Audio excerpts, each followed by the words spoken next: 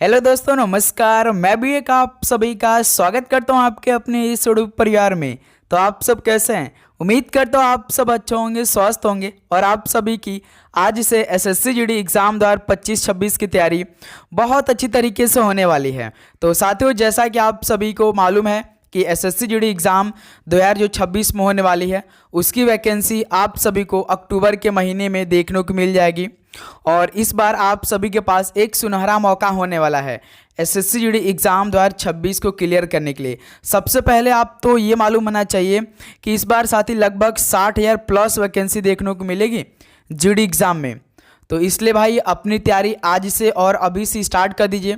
और आज से हम कुछ ना कुछ एसएससी जीडी एग्ज़ाम 2026 के लिए करने वाले हैं। इसमें साथ ही सिंपल 4 सब्जेक्ट पूछे जाते हैं। तो आप जानते हैं, पहला सब्जेक्ट की बात करेंगे तो साथ ही 20 क्वेश्चन जीके रहता है, 20 क्वेश्चन मैथ रहता है, 20 क्वेश्चन रीजनिंग रहता है और 20 क्वेश्चन साथ ही हिंदी इंग्लिश दोनों को मिला कर रहते हैं, जो कि आपको हिंदी और इंग्लिश में एक भाषा को चुना रहता है। तो सभी स्टूडेंट लगभग हिंदी ही सिलेक्ट करते हैं। तो यहीं साथ ही आप सभी के पेपर में 80 क्वेश्चन पूछे जाते हैं। याद रखिएगा, इसमें केवल 1 घंटे का समय रहता है। तो आपको इसी से आइडिया लगा लेना चाहिए कि एसएससी जीडी एग्जामों में केवल 1 घंटे का हमें समय मिलेगा और 80 क्वेश्चन, जिसमें से साथ ही मैथ के 20 क्वेश्चन ऑलरेडी रहते हैं और रीजनिंग के भी ऑलरेडी 20 क्वेश्चन रहते हैं। इसका मतलब साथ ही आप समझिए ना, 40 क्वेश्चन और 1 घंटे का समय। तो इसमें तो आपको ये आइडिया लगानी चाहिए कि लेवल जो सवाल करेगा वो तो लगता बहुत ईजी रहने वाले हैं। बिल्कुल हाँ साथियों, आपका पेपर केवल 1 ही घंटे का समय रहता है और 80 क्वेश्चन पूछते हैं। तो सवाल का लेवल जो रहता है ना, तो इसीलिए आप देखते हैं जब एसएससी जीडी की फाइनल रिजल्ट आती है, 2025 का फाइनल रिजल्ट आई थी, एक शिवम भाई ने 160 में से लगभग 172 नंबर स्कोर कर लिए थे। तो समझ सकते हैं, इसीलिए साथी, क्योंकि सब आप पढ़े रहते हैं वही क्वेश्चन पूछे जाते हैं। ओके, और आज के इस क्लास में आप देखेंगे जीके और हिंदी जो आपका 2025 में एग्जाम हुआ था 4 फरवरी से लेकर 27 फरवरी के बीच में। तो हम 4 फरवरी के तीनों शिफ्टों का आज की इस क्लास में जीके और हिंदी के क्वेश्चन देखने वाले हैं। तो आप लोग आइडिया लगाइएगा कि आप सभी से ओरिजिनल क्वेश्चन हो पाएंगे। यदि आपको वही सेम क्वेश्चन पेपर मिल जाएगा तो आप कितना स्कोर करेंगे। ओके, तो आज से हम कुछ ना कुछ डेली एसएससी जीडी एग्जाम 2026 के लिए करने वाले हैं। ओके, आपको भी डेली क्लास लेनी है। शाम में 7 बजे क्लास आएगी आप सभी के बीच में। ओके, याद रखिएगा साथी, इसमें टोटल 80 क्वेश्चन पूछे जाएंगे। एक क्वेश्चन 2 नंबर का, यानी 160 नंबर का पेपर रहता है। 0.25 का नेगेटिव मार्किंग रहता है। इसका मतलब साथी 1/4, यदि आप 4 गलत करेंगे तभी साथी आपका 1 नंबर कटेगा। ये बात याद रखिएगा। ओके, तो चलिए दोस्त, आज इस एसएससी जीडी एग्जाम 2026 की जर्नी को स्टार्ट करते हैं। डेली बहुत अच्छी तरीके से एक एक क्वेश्चन को हम देखेंगे। पहले साथी प्रीवियस ईयर के सारे शिफ्टों को हम लोग कंप्लीट करेंगे फटाफट। ओके, इसी महीने में हम ट्राई करेंगे कि जो आपका 2025 में एग्जाम हुआ था उसके सारे शिफ्टों को कंप्लीट कर दें। तो आपको भी साथी नोटिफिकेशन को ऑन करना है। जैसे क्लास आए तो सबसे पहला नोटिफिकेशन आप सभी के पास जाए। मस्ट वॉच करिएगा भाई क्लास 2026 एसएससी जीडी एग्जाम के लिए। तो डेली क्लास साथी सुबह 8 बजे, एक दोपहर 12:35 पे और एक शाम में 7 बजे। ओके, तो पहले स्टार्टिंग में हम साथी जीके क्वेश्चन देखेंगे, फिर उसके बाद हम लोग हिंदी क्वेश्चन देखेंगे। ओके, पहला प्रश्न देखिए, वार्षिक मामल्लापुरम नृत्य महोत्सव जिसमें भारतीय शास्त्रीय नृत्य भरतनाट्यम, कुचिपुड़ी, कथक, मोहिनीअट्टम, उड़ीसी और कथकली के प्रदर्शन शामिल है, यह किस राज्य में आयोजित किया जाता है? तो आप सिंपल से साथी मामल्लापुरम नृत्य महोत्सव जानते हैं किस राज्य में आयोजित किया जाता है? बिल्कुल आप जानते हैं साथी, तमिलनाडु में। आपने कितनी बार सॉल्व पढ़ा है? तो पहले का डी ऑप्शन बिल्कुल राइट आंसर हो जाएंगे। ओके, चलिए दोस्त, अगला सॉल्व कॉल करिएगा क्वेश्चन नंबर 2 को। माइकल फैराडे ने विद्युत ट्रांसफार्मर और जनरेटर के पीछे के सिद्धांत विद्युत चुंबकीय प्रेरण की खोज कब की थी? बताइए साथी, माइकल फैराडे ने विद्युत ट्रांसफार्मर और जनरेटर के पीछे के सिद्धांत विद्युत चुंबकीय के प्रेरण की खोज किस वर्ष में की थी? तो याद रखिएगा साथी 1831 में की थी। तो यहाँ से डी ऑप्शन क्या बनेगा? बिल्कुल राइट आंसर हो जाएंगे। ओके, चलिए अगला सॉल्व कॉल करिए क्वेश्चन नंबर 3 को। भारतीय संविधान के भाग 3 में किसका उल्लेख किया गया है? बताइए, भारतीय संविधान के भाग 3 में किसका उल्लेख किया गया है? ये सवाल आप नहीं हल कर सकते हैं? बिल्कुल कर सकते हैं। मौलिक अधिकार का उल्लेख है भारतीय संविधान के पार्ट 3 में। ऑप्शन ए यहाँ से आप सभी का बिल्कुल राइट आंसर हो जाएंगे। ओके, चलिए दोस्त, अगला सॉल्व कॉल करिएगा क्वेश्चन नंबर 4 को। 2 अक्टूबर 2022 को गांधी जयंती के रूप में महात्मा गांधी की किस नंबर की जयंती मनाई गई थी? बताइए साथी। 2 अक्टूबर 2022 को गांधी जयंती के रूप में महात्मा गांधी जी की किस नंबर की जयंती मनाई गई थी? तो साथी याद रखिएगा 153 नंबर की मनाई गई थी। ऑप्शन यहाँ से आप सभी का बिल्कुल राइट आंसर हो जाएंगे। ओके, चलिए अगला सवाल कॉल करिए क्वेश्चन नंबर 5 को। पृथ्वी पर 2 सबसे अधिक वर्षा वाले स्थान कौन से हैं जहां एक वर्ष में 1080 सेंटीमीटर से अधिक वर्षा होती है? इसका मतलब हमेशा बारिश होती है। बताइए पृथ्वी पर 2 सबसे अधिक वर्षा वाले स्थान कौन से हैं?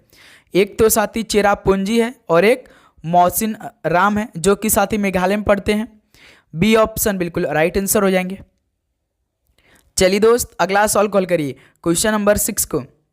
हरित क्रांति अर्थव्यवस्था के किस क्षेत्र से संबंधित है? हरित क्रांति अर्थव्यवस्था के किस क्षेत्र से संबंधित है? तो साथी याद रखिएगा ये कृषि क्षेत्र से संबंधित है। ऑप्शन यहाँ से आप सभी का बिल्कुल राइट आंसर हो जाएंगे। ओके, चलिए अगला सवाल कॉल करिए क्वेश्चन नंबर 7 को। भारत में पहले एशियाई खेल कहाँ आयोजित किए गए थे? तो साथी भारत में पहले एशियाई खेल कहाँ पर आयोजित किए गए थे? तो सर जी ये तो नई दिल्ली में किया गया था, भारत की राजधानी। ऑप्शन सी बिल्कुल राइट आंसर हो जाएंगे। ओके, चलिए दोस्त अगला सवाल कॉल करिए क्वेश्चन नंबर 8 को। भारत सरकार अधिनियम 1919 का आधार बनी सिफारिश के पीछे प्रमुख व्यक्ति कौन थे? बताइए साथी। भारत सरकार अधिनियम 1919 का आधार बनी सिफारिश के पीछे प्रमुख व्यक्ति कौन थे? तो भाई याद रखिएगा लॉर्ड चेम्सफोर्ड और एडविन मॉन्टेग्यू थे। ऑप्शन सी बिल्कुल राइट आंसर हो जाएंगे। ओके, चलिए नेक्स्ट अगला सवाल कॉल करिए क्वेश्चन नंबर 9 को। भारतीय संविधान के कौन सा अनुच्छेद संघ लोक सेवा आयोग से संबंधित है? बताइए साथ, ये सवाल आप नहीं हल कर सकते हैं। कौन सा अनुच्छेद संघ लोक सेवा आयोग से संबंधित है? तो सर जी अनुच्छेद 315 से लेकर 323 से संबंधित है। बी ऑप्शन बिल्कुल परफेक्ट आंसर हो जाएंगे। अगला सवाल कॉल करिए दोस्त क्वेश्चन नंबर 10 को। वह एक कर्नाटक प्रसिद्ध गायिका थी जो यूरोप, उत्तरी अमेरिका और संयुक्त राष्ट्र महासभा में गई थी। बताइए साथी। भाई स्टैटिक तो मेन आपके एसएससी जीडी एग्जाम 2026 के लिए होने वाला है। ओके, क्योंकि साथी हर बार हर शिफ्ट में सारे सवाल स्टैटिक के ही आए हैं, देख सकते हैं आप लोग। वह एक कर्नाटक प्रसिद्ध गायिका कौन थी जो यूरोप, उत्तरी अमेरिका और संयुक्त राष्ट्र महासभा में गई थी? तो सर जी मदुरै सन्मुख वदियू सुब्बुलक्ष्मी, पूरे नाम यही है सुब्बुलक्ष्मी का। ऑप्शन है बिल्कुल राइट आंसर हो जाएंगे। तो साथी उम्मीद करूंगा आपको हर एक क्वेश्चन काफ़ी अच्छी तरीके से समझ में आ रहे होंगे। और बस साथी आप डेली क्लास ले लीजिए भाई, ये 4 से 5 महीने हमारे साथ जुड़िए और आपको हर एक क्वेश्चन साथी हम करा देंगे। एक भी क्वेश्चन बाहर नहीं जाने देंगे। चाहे साथी रीजनिंग की बात करेंगे, चाहे साथी जीके की बात करेंगे, चाहे मेरे दोस्त हिंदी की बात करेंगे। मैथ तो किसी और टीचर को हम देंगे, लेकिन बहुत ही ज़बरदस्त तरीके से कराएंगे। लेकिन बीच बीच में मैथ की क्लासें हम भी कभी लेते रहेंगे। ओके, जो इंपॉर्टेंट क्वेश्चन रहेगा हम उसे कराते रहेंगे। टेंशन आप बिल्कुल भी नहीं लेंगे, बस आप नोटिफिकेशन को ऑन करिएगा। ओके, देखिए निम्नलिखित में से कौन सा खेल 11वें एशियाई खेल बीजिंग 1990 में एक विद्या के रूप में शामिल किया गया था? बताइए कौन सा खेल 11वें एशियाई खेल बीजिंग 1990 में एक विधा के रूप में शामिल किया गया था? तो साथ ही याद रखिएगा कबड्डी खेल। ऑप्शन सी बिल्कुल राइट आंसर हो जाएंगे। चलिए अगला सवाल कॉल करिए क्वेश्चन नंबर 12 को। प्रधानमंत्री रोजगार प्रोत्साहन योजना किस वर्ष से क्रियान्वित की जा रही है? बताइए प्रधानमंत्री रोजगार प्रोत्साहन योजना किस वर्ष से क्रियान्वित की जा रही है? तो सर जी ये 2016 से की जा रही है। बी ऑप्शन बिल्कुल राइट आंसर हो जाएंगे। चलिए दोस्त अगला सवाल कॉल करिए क्वेश्चन नंबर 13 को। निम्नलिखित में से किस पौधे को विशेष सहारे का उपयोग करके दीवारों पर चढ़ाया जा सकता है? बताइए साथी, ये सवाल आप पढ़ के इसका राइट आंसर दे सकते हैं। किस पौधे को विशेष सहारे का उपयोग करके दीवारों पर चढ़ाया जा सकता है? सूरजमुखी के पौधे को क्या आप कर सकते हैं? नहीं सर जी, हम सूरजमुखी के जो पौधे होते हैं इनको तो किसी के सहारा से हम दीवारों पर चढ़ा नहीं सकते, क्योंकि फूल है ये। अपना गुलाब के पौधे नहीं, नींबू के पौधे नहीं, लेकिन कद्दू के पौधे भाई, कद्दू के पौधे तो हम जानते हैं बड़े बड़े फरते हैं, इसे हम सहारा देकर दीवारों पर चढ़ा सकते हैं। तो यहीं से ऑप्शन ए बिल्कुल राइट आंसर हो जाएंगे। चलिए दोस्त अगला सवाल कॉल करिए, क्वेश्चन नंबर 14। तीसरी पंचवर्षीय योजना 1961-66 में उल्लेख की गई प्रमुख आर्थिक चुनौती क्या थी? बताइए साथी। तीसरी पंचवर्षीय योजना 1961-66 में उल्लेख की गई प्रमुख आर्थिक चुनौती क्या थी? तो साथी याद रखिएगा, युद्धकालीन व्यय और संसाधन आवंटन था। ऑप्शन यहाँ सब सभी का बिल्कुल राइट आंसर हो जाएंगे। ओके, चलिए अगला सवाल कॉल करिए, क्वेश्चन नंबर 15 को। संगीत अकादमी से प्रतिष्ठित नाट्य कलानिधि पुरस्कार से सम्मानित लक्ष्मी विश्वनाथन किस नृत्य शैली के प्रसिद्ध थी? याद रखिए साथी, नृत्य शैली आपका नर्तक जो नर्तकी, इनसे सवाल आपके पेपर में कम से कम 3-3 सवाल पूछे जाएंगे। ओके, तो उसको भी हमें तैयार करना है। संगीत अकादमी से प्रतिष्ठित नाट्य कलानिधि पुरस्कार से सम्मानित लक्ष्मी विश्वनाथन किस नृत्य शैली के लिए प्रसिद्ध थी? तो साथ ही याद रखिए भरतनाट्यम के लिए। बी ऑप्शन बिल्कुल राइट आंसर हो जाएंगे। चलिए दोस्त अगला सवाल कॉल करिए, क्वेश्चन नंबर 16 को। किसी राज्य की विधानसभा को भंग करने की शक्ति किसके पास निहित है? बताइए, किसी राज्य की विधानसभा को भंग करने की शक्ति किसके पास निहित है? तो साथ ही याद रखिएगा, जो राज्य के राज्यपाल साहब होते हैं यानी गवर्नर के पास। बी ऑप्शन बिल्कुल राइट आंसर हो जाएंगे। चलिए अगला सवाल कॉल करिए, क्वेश्चन नंबर 17 को। भारतीय पैरा एथलीट पारुल परमार किस खेल से संबंधित रखती हैं? बताइए, भारतीय पैरा एथलीट पारुल परमार किस खेल से संबंध रखती हैं? तो भाई याद रखिएगा बैडमिंटन खेल से। बी ऑप्शन बिल्कुल राइट आंसर हो जाएंगे। ओके दोस्त, चलिए अगला सवाल कॉल करिए, क्वेश्चन नंबर 18 को। कपड़ा उद्योग में कपड़ों के सोयतन या रंग हटाने के लिए किस रसायन का उपयोग किया जाता है? बताइए साथी, कपड़ा उद्योग में कपड़ों के सोयतन या रंग हटाने के लिए किस रसायन का उपयोग किया जाता है? तो साथी याद रखिएगा कैल्शियम ऑक्सीक्लोराइड का उपयोग किया जाता है, यानी ऑप्शन ए यहाँ सब सभी का बिल्कुल राइट आंसर हो जाएंगे। ओके, चलिए दोस्त अगला सवाल कॉल करिए, क्वेश्चन नंबर 19 को। निम्नलिखित में से कौन सा वेद मुख्य रूप से बुरी आत्माओं और बीमारियों को दूर करने के लिए जादुई मंत्रों और आकर्षण का संग्रह है? बताइए साथी, कौन सा वेद मुख्य रूप से बुरी आत्माओं और बीमारियों को दूर करने के लिए जादुई मंत्रों और आकर्षण का संग्रह है? तो साथी याद रखिएगा अथर्ववेद है। ऑप्शन सी बिल्कुल राइट आंसर हो जाएंगे। तो देख सकते हैं साथी, ऐसे ऐसे सवाल आपके 2025 के एग्जाम में पूछे गए थे। तो आपने यदि साथी लगभग 2 महीने भी जीके पढ़ा होगा ना अच्छे से, तो भाई 20 में से 20 करके आ सकते हैं। तो आप चेक कर सकते हैं साथी। बताइएगा लेवल कैसे पूछेंगे, क्या आप सभी को इन ऐसा क्वेश्चन मिलेगा? मान लीजिए आज 50 क्वेश्चन हमने आपको करवा रहा है, तो आपका कितना स्कोर बनेगा? ईमानदारी के साथ बताइएगा। ओके, बांग्लादेश के संविधान के अनुसार निम्नलिखित में से कौन सा बांग्लादेश का राज्य धर्म है? बताइए, बांग्लादेश के संविधान के अनुसार बांग्लादेश का राज्य धर्म कौन सा है? तो भाई याद रखिएगा इस्लाम है। ऑप्शन यहाँ सब सभी का बिल्कुल राइट आंसर हो जाएंगे। ओके दोस्त, चलिए अगला सवाल कॉल करिए, क्वेश्चन नंबर 21 को। निम्नलिखित में से किस अधिकार को जीवन का अधिकार और व्यक्तिगत स्वतंत्रता के अधिकार के घटक माना जाता है? बताइए, किस अधिकार को जीवन का अधिकार और व्यक्तिगत स्वतंत्रता के अधिकार का एक घटक माना जाता है? तो साथ ही याद रखिएगा निजता का अधिकार। ऑप्शन सी बिल्कुल राइट आंसर हो जाएंगे। ओके, चलिए दोस्त अगला सवाल कॉल करिए, क्वेश्चन नंबर 22 को। रानी मचैया किस राज्य के एक उमाथत लोक नर्तकी हैं जिन्हें कला के क्षेत्र में पद्मश्री 2023 प्राप्त हुआ? बताइए साथी, इस बार हमें जैसे साथी 2023 का सवाल पूछा तो 2023, 24, 25 का देख रहे हैं। खासकर 24-25 में जो नृत्य या नर्तक को मिला था पद्मश्री, पद्म विभूषण या भूषण जो भी मिला है उसको चेक करके हमें जाना है पेपर में। रानी मचैया किस राज्य के एक उमाथत लोक नर्तकी हैं जिन्हें कला के क्षेत्र में पद्मश्री 2023 प्राप्त हुआ? तो साथ ही याद रखिए कर्नाटक की हैं। ऑप्शन सी बिल्कुल राइट आंसर हो जाएंगे। ओके, चलिए अगला सवाल कॉल करिए, क्वेश्चन नंबर 23 को। कलिंग महोत्सव किस राज्य में मनाया जाता है? बताइए दोस्त, कलिंग महोत्सव किस राज्य में मनाया जाता है? तो साथ ही याद रखिएगा उड़ीसा राज्य में। ऑप्शन सी बिल्कुल राइट आंसर हो जाएंगे। चलिए अगला सवाल कॉल करिए, क्वेश्चन नंबर 24 को।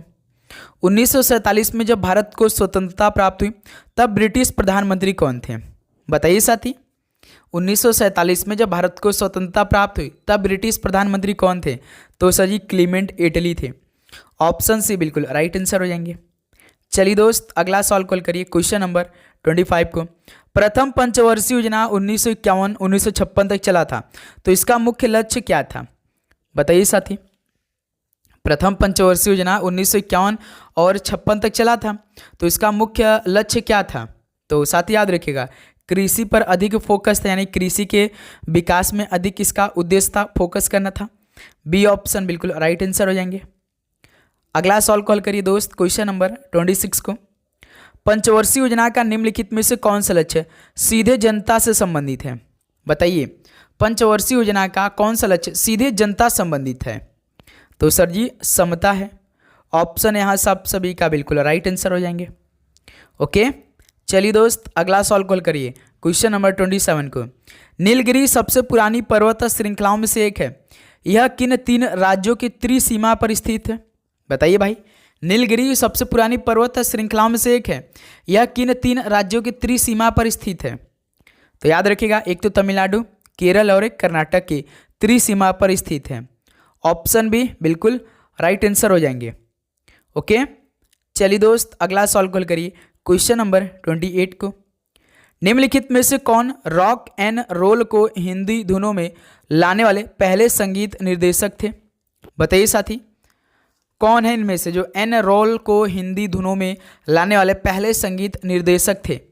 तो सर जी राहुल देव वर्मन थे। ऑप्शन यहाँ से आप सभी का बिल्कुल राइट आंसर हो जाएंगे। ओके दोस्त, चलिए अगला सॉल्व कॉल करिए, क्वेश्चन नंबर 29 को। पद्मश्री पुरस्कार से सम्मानित सोना नारायण किस भारतीय शास्त्रीय नृत्य शैली से संबंधित हैं? बताइए साथी, पद्मश्री पुरस्कार से सम्मानित सोना नारायण किस भारतीय शास्त्रीय नृत्य शैली से संबंधित हैं? तो मेरे दोस्त याद रखिएगा, कथक की हैं। बी ऑप्शन बिल्कुल परफेक्ट आंसर हो जाएंगे। चलिए अगला सॉल्व कॉल करिए दोस्त, क्वेश्चन नंबर 30 को। अभिनय कला, नृत्य और संगीत से संबंधित प्रारंभिक ग्रंथ नाट्य शास्त्र को किस ऋषि द्वारा संकलित किया गया था? बताइए साथी, अभिनय कला, नृत्य और संगीत से संबंधित प्रारंभिक ग्रंथ नाट्य शास्त्र को किस ऋषि द्वारा संकलित किया गया था? तो सर ये तो भरत ऋषि द्वारा किया गया था। ऑप्शन यहाँ सब सभी का बिल्कुल राइट आंसर हो जाएंगे। ओके, चलिए दोस्त अगला सॉल्व कॉल करिए, क्वेश्चन नंबर 31 को। 1968 में मैक्सिकन सरकार द्वारा किसे उनकी कोरियोग्राफी के लिए स्वर्ण पदक से सम्मानित किया गया था? बताइए साथी, 1968 में मैक्सिकन सरकार द्वारा किसे उनकी कोरियोग्राफी के लिए स्वर्ण पदक से सम्मानित किया गया था? तो सर जी मृणालिनी साराभाई को। ऑप्शन यहाँ सब सभी का बिल्कुल राइट आंसर हो जाएंगे। चलिए दोस्त अगला सॉल्व कॉल करिए, क्वेश्चन नंबर 32 को। 1906 में स्थापित अखिल भारतीय मुस्लिम लीग के प्रथम अध्यक्ष कौन थे? बताइए साथी, 1906 में स्थापित अखिल भारतीय मुस्लिम लीग के प्रथम अध्यक्ष कौन थे? तो साथी याद रखिएगा, आगा खान तृतीय थे। डी ऑप्शन बिल्कुल राइट आंसर हो जाएंगे। ओके, चलिए नेक्स्ट अगला सॉल्व कॉल करिए, क्वेश्चन नंबर 33 को। वसंत त्यौहार अली ए लिगांग भारतीय राज्य किसमें फागुन महीने के पहले बुधवार को मनाया जाता है? बताइए साथी, वसंत त्यौहार अली ए लिगांग भारतीय राज्य ये किस राज्य के किसमें फागुन महीने के पहले बुधवार को मनाया जाता है? तो मेरे दोस्त असम राज्य में मनाया जाता है। ऑप्शन यहाँ से आप सभी का बिल्कुल राइट आंसर हो जाएंगे। ओके, चलिए अगला सॉल्व कॉल करिए दोस्त, क्वेश्चन नंबर 34 को।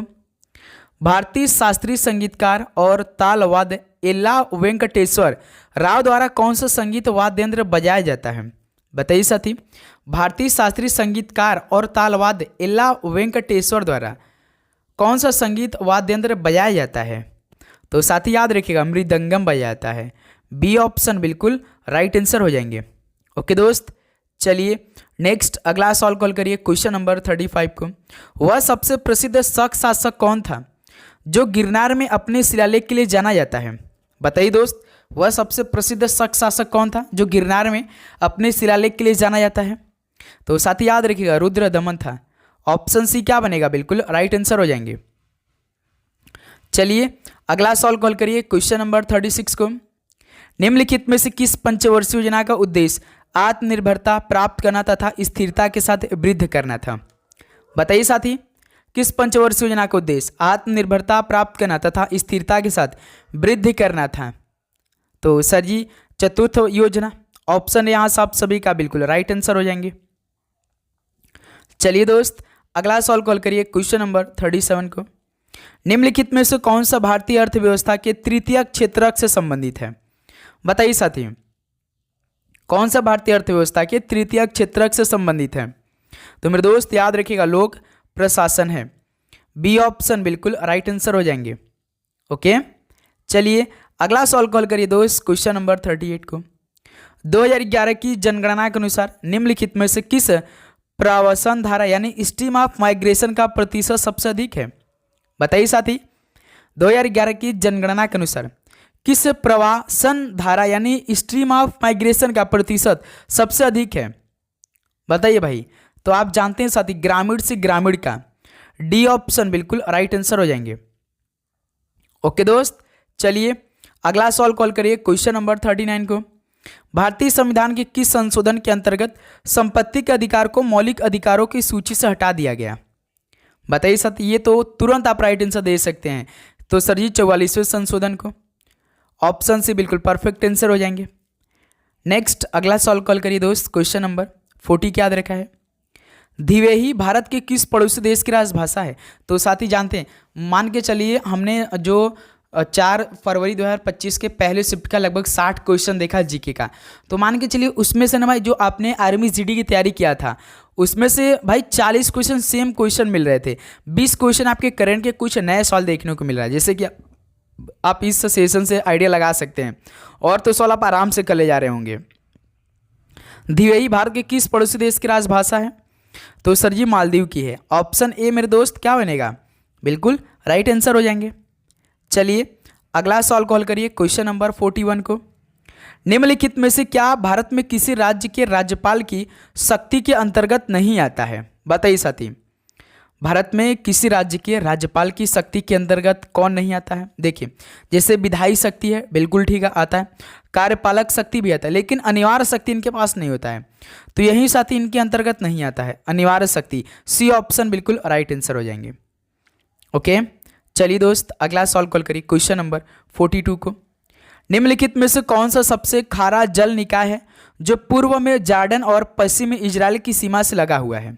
बताइए साथी, कौन सा सबसे खारा जल निकाय है जो पूर्व में जॉर्डन और पश्चिम में इजराइल की सीमा से लगा हुआ है? तो साथी याद रखिएगा मृत सागर है। ऑप्शन सी बिल्कुल राइट आंसर हो जाएंगे। चलिए अगला सवाल कॉल करिए क्वेश्चन नंबर 43 को। खिन्न का विलोम शब्द नीचे दे गया विकल्पों में से चुनिए। तो साथी आज के सेशन में ना केवल 8 ही क्वेश्चन हमने हिंदी के लिए आए। भाई आपको जानते हैं जो हिंदी का 20 क्वेश्चन आएगा, 20 में से आपको साथी केवल 15 क्वेश्चन करना रहेगा। 5 क्वेश्चन भाई आपको जो आपका गद्यांश पद्यांश पढ़ कर राइट आंसर देना रहता है, वो 5 क्वेश्चन पूछे जाएंगे। ओके, 15 क्वेश्चन बस आपको करना है भाई। वही पर्यायवाची, अनेक शब्दों के लिए एक शब्द, देशद, विशेषण और आपका मुहावरा, यही सब सवाल पूछे जाएंगे। जैसे देखिए खिन्न का विलोम शब्द बताइए क्या हो जाएगा? खिन्न का मतलब जानते क्या होता है? जैसे कोई खिन्न हो जाता है, कोई साथी क्या होता है मतलब कि गुस्सा आ जाता है, तो उसका क्या होगा? प्रसन्न हो जाएगा। बी ऑप्शन बिल्कुल राइट आंसर हो जाएगा। चलिए नेक्स्ट अगला सवाल कॉल करिए दोस्त क्वेश्चन नंबर 44 को। तोता उड़कर पेड़ की कहाँ पर बैठ गया? निम्नलिखित में से देशज शब्द युक्त विकल्प चुनकर वाक्य पूर्ण करें। हम आपके साथ ही देशज विदेशज बहुत अच्छे से बताएंगे, लेकिन अभी हम केवल राइट आंसर देंगे। तोता उड़कर पेड़ की फुनगी पर बैठ गया। क्या साथी? पेड़ के जो फुनगी होता है उस पर जाकर बैठ गया। ऑप्शन से बिल्कुल राइट आंसर हो जाएंगे। ओके दोस्त, चलिए नेक्स्ट अगला सवाल कॉल करिए क्वेश्चन नंबर 45 को। निम्न में से किस पद पर त्रुटि है? पहचानिए। जैसे आप इस टाइम एमटीएस की तैयारी कर रहे होंगे ना, सेम साथी जो इंग्लिश सवाल पूछता तो वही हिंदी में ट्रांसलेट हुआ है। जैसे मेले में विद्यार्थियों की टोलियाँ थी, क्या टोलिया हो सकता है? यही तो रॉन्ग है भाई। ऑप्शन ए टोलिया यहाँ इसमें त्रुटि है, गलत दिखाई दे रहा है। ऑप्शन ए मेरे दोस्त बिल्कुल राइट आंसर हो जाएंगे। ओके, चलिए अगला सवाल कॉल करिए क्वेश्चन नंबर 46 को। निम्नलिखित में से बहुवचन से संबंधित वाक्य कौन सा है? प्रेम तुम्हारे मामा है, देवराज अत्यंत वीर है, ये तो एक वचन दिखाई दे रहा है। वह एक दाता है, प्रेम और हरि तुम्हारे मामा है, बिल्कुल ठीक है। तो यही तो साथी बहुवचन से संबंधित वाक्य दिखाई दे रहा है, डी ऑप्शन। ओके, चलिए दोस्त अगला सवाल कॉल करिए क्वेश्चन नंबर 47 को। विष्णु के लिए पर्यायवाची शब्द क्या होगा? विष्णु के लिए पर्यायवाची शब्द तो सर जी जनार्दन होगा। ऑप्शन सी बिल्कुल राइट आंसर। लेकिन साथ ही आपको विलोम शब्द, पर्यायवाची शब्द ये अपने से याद करना होगा। ऐसा नहीं कि हम कितना कराएंगे, लेकिन आपके पास कोई बुक होगा तो उसमें साथ ही बहुत सारे दिए होंगे, आपको डेली पढ़ना है। क्लास से मॉक टेस्ट लगा लेना है, जो भी क्लास आएगी आप टेस्ट के रूप में क्लास लेंगे, अपनी तैयारी को देखते हुए लेंगे क्लास। ओके, ऐसी तैयारी होने वाली इस बार हमारी जीडी की। चलिए दोस्त, क्वेश्चन नंबर 48 कॉल करिए। निम्नलिखित में से विशेषण युक्त पद कौन सा नहीं है? इनमें से विशेषण युक्त पद कौन सा नहीं है, ये चेक करना है। ऊंचा मकान है, मोटा लड़का है, लाल कपड़ा है, लेकिन साथ ही उत्तर चढ़ाव नहीं। उत्तर चढ़ाव नहीं होता है, उतार चढ़ाव रहता है तो ठीक रहता है, लेकिन उत्तर चढ़ाव है तो यही नहीं है भाई। डी ऑप्शन बिल्कुल राइट आंसर हो जाएंगे। चलिए नेक्स्ट अगला सॉल्व कॉल करिए क्वेश्चन नंबर 49 को। मेरे परीक्षा में अच्छे अंक आए हैं, वाक्य में प्रयुक्त रेखांकित एकार्थी शब्द के लिए उचित विकल्प बताइए। अंक मतलब कि साथी अब ऑप्शन पढ़ा जाए। नाटक के अंक नहीं भाई, मेरे परीक्षा में अच्छे अंक, अंक का मतलब हमारे परीक्षा में अच्छे नंबर आए हैं, यही तो हम बोलते हैं। तो क्या होते हैं वो गिनती के अंक होते हैं ना भाई, 1 2 3 4 5 6 के वो क्या होते हैं, अंकित होते हैं, तो यही तो होगा। भाग कैसे होगा, अध्याय कैसे होगा, इलिमिनेट करके हम लोग तो इस सवाल का राइट आंसर दे सकते थे। चलिए दोस्त लास्ट क्वेश्चन देखते हैं भाई आज के इस सेशन का। 6 महीनों का समय, 6 महीने का समय, उपरोक्त वाक्यांश के लिए एक शब्द क्या होगा? जैसे कि अनेक शब्दों के लिए एक शब्द। 6 महीने का समय क्या बोलते हैं? छठी, रंग, छठवां, छमाई या छमाही, छमाई ई होगा या साथी छमाई ही होगा? तो सर जी छमाई होता है, ही होता है। डी ऑप्शन बिल्कुल राइट आंसर हो जाएंगे। तो साथी फाइनली 50 क्वेश्चन कंप्लीट हो चुके हैं। तो बताइए साथी आप सभी का आज के इस जीके और हिंदी क्लास से कितना स्कोर रहा? कल हो सकता है साथी रीजनिंग के क्वेश्चन के साथ हैं। ओके, तो कुछ ना कुछ भाई एग्जामों तक हम लगातार करते रहेंगे, ऐसा नहीं कि एक दिन भी गैप होगी। ओके, बस आपका साथ चाहिए, आपका अच्छा फीडबैक चाहिए, आपका पॉजिटिव भाई हमें फीडबैक चाहिए, दीजिएगा साथी। यदि आपको डेली क्लास चाहिए तो एक बार ज़रूर बताइएगा, आपको डेली हम क्लास करवाने वाले हैं।